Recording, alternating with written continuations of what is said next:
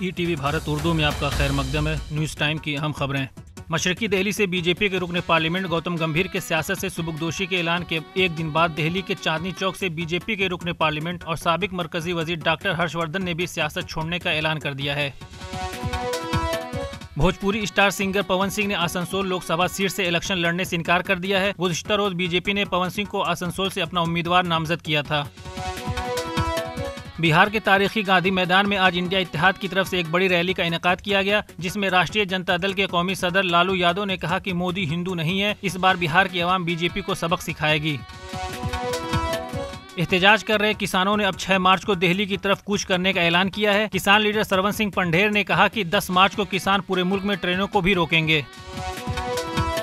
وزیر اعظم نریندر مودی 7 مارچ کو کشمیر کا دورہ کرنے والے ہیں، جس کے پیش نظر وادی میں سیکورٹی کا سخت بندوبست کیا گیا ہے اور تمام سیکورٹی ایجنسیاں ہائی الرٹ پر ہیں۔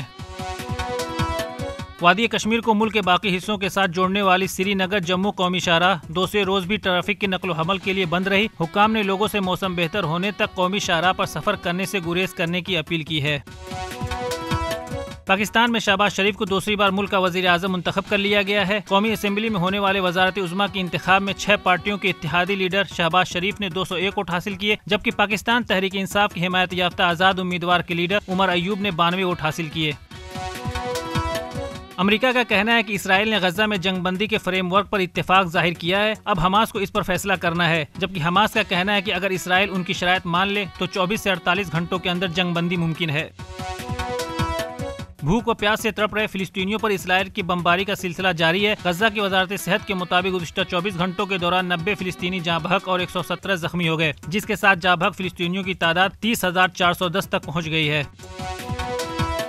ولنگٹن میں کھیلے گئے پہلے ٹیسٹ میچ میں آسٹریلیا کی نیوزی لینڈ کے خلاف جیت سے بھارت کو فائدہ پہنچا ہے، کیونکہ وہ ورلڈ ٹیسٹ چیمپئن شپ کے پوائنٹس ٹیبل میں پہلے مقام پر پہنچ گیا ہے۔